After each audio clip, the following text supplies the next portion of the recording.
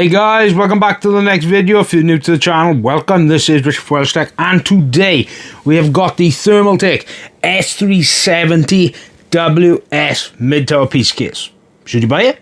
Let's find out, shall we? Okay then guys, well, we are reviewing a new case. As you can see, this is the Thermaltake S370 WS. This is a mid-tower case, and as you can probably see from the side, it's actually going down the wooden accent route, and this does have 4 included fans, which are there. But first of all, we will get into the motherboard support, because this supports back connector motherboards as well as a lot of different motherboard sides. Okay, so when it comes to the actual motherboard support, well, this does support actually most of them, or pretty much all of them. It supports eATX, ATX, micro ATX, as well as mini ATX, but it also has support for the back connector motherboards. Now, as for that, what that actually supports is the Asus BTF series, the MSI Project Zero series, as well as the Gigabyte Project Stealth series. So if I can actually find which particular models they do actually support, I will make sure to put it inside the video. Okay, so when it comes to the actual included fans, well, it does have 4 Antec fans. Well, 3 Antec fans in the front and 1 rear exhaust. These are the CT120 fans from Thermaltake, and these are ranging between 500 and 2000 RPM, and they are 25.8 decibels when it comes to the noise. As for fan support, well, the top does support 3 120s or 2 140s. The front of the case does support 3 120s, which are 3 120s included, or it does support 3 140mm fans, so pretty much a lot of fans. Rear fan support does support either a 120 or a 140mm fan, and it does include a 120. As for more fan support, this does actually support 2 fans here. It supports a 2 120s or 2 140mm fans on top of the power supply shroud. As for radiator support, well, this is mainly for AIOs, but you can support radiator as well. The top does support a 360, 240 or 120, or a 280 or a 140mm AIO. Now, when it comes to radiator support or AIO support, the front does support a 360, 240, 120, or 280 or 140mm AIO or radiator. As for the rear of the case, well, this does support either a 120 or a 140mm radiator or AIO. As for the max CPU cooler height, it does have a max height of 175mm. As for max GPU height, well, if you put a radiator in the front, then the actual max length would be 380mm, but if you don't put in AIO or a radiator in the front with fans, then the overall max length is 410mm. As for expansion slots, it does actually have 7, but what's actually cool about this is that by here is actually rotatable. So if you wanted to go with a vertical mount for your GPU, this case definitely has that option. So as for the back panel, as you can see, there's loads of room for cable management. There's a lot of cutouts for back connector motherboards, but we are here for the drive bays. Now, when it comes to the actual drive bays, it does support 4 3.5-inch drives plus 2.5-inch drives, or 1 3.5-inch drive, or 5 2.5-inch SSD drives, which is nuts. As for the max power supply, well, the max you can actually do is 200mm. So, as for the front I/O, well, you do get a USB 3.2 Type-C, you do get 2 USB 3.0s, as well as audio jacks, reset button, LED indicator, as well as a power button. So let's finish it off, but here is the overall actual dimensions of the case. Well, it's 517 by 236 by 474.5 millimeters. Okay, so as for dust filtration, well, you do get a massive magnetic one at the top, which is just a big huge load of mesh. It will just give you fantastic dust filtration. The front of the case does have some sort of a dust filter, except this is more of a grill, which just pops off. It's just a grill with a lot of cutouts just for fantastic airflow. And then for the bottom of the case, you have got one big dust filter right here. All you do is pull there, and that is a big huge dust filter right at the bottom, so your power supply will not suffocate. And as for included accessories, you do get a manual, and you do get the included case screws, which is for the motherboard support. Does come with actual Thermaltake as ties, comes with mounting for AIOs, and basically the full accessories. So yeah, that's pretty much it.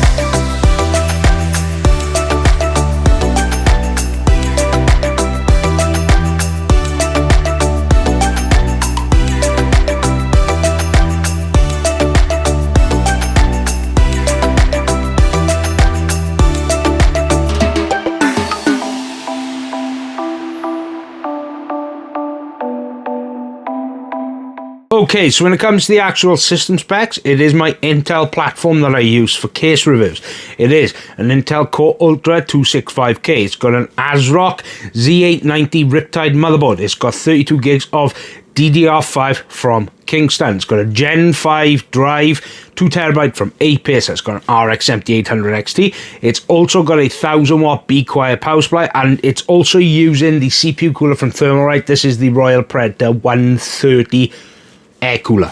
So when it comes to the actual testing, I do 50 and 100%. Why? Because it will give you a good indicator of how good the airflow is going from 50 to 100%. It's the exact same way I've been doing case reviews since I started. So yeah.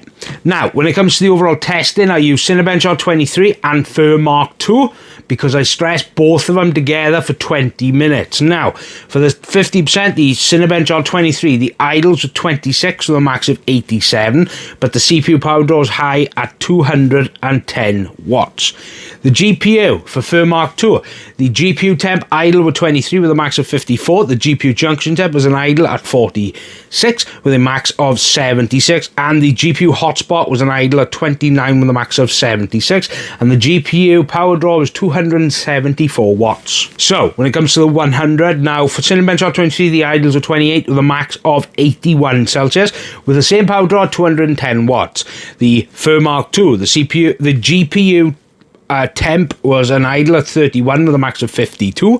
The GPU junction was an idle at 52 with a max of 74, and the GPU hotspot was an idle at 37 with a max of 75 with the same power draw for the GPU at 274 watts. So now what I'm going to do here is actually show you a graph. I'm going to show you how this compares thermally to the other mid-tower cases I've previously reviewed with this exact same hardware.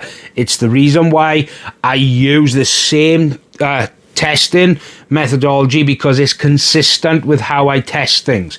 It's consistency. That's why I test things for 50 at 100, because it's consistent. It gives you guys a good representation of how this hardware performs with cases, air coolers, AIOs. That is why I use this testing method.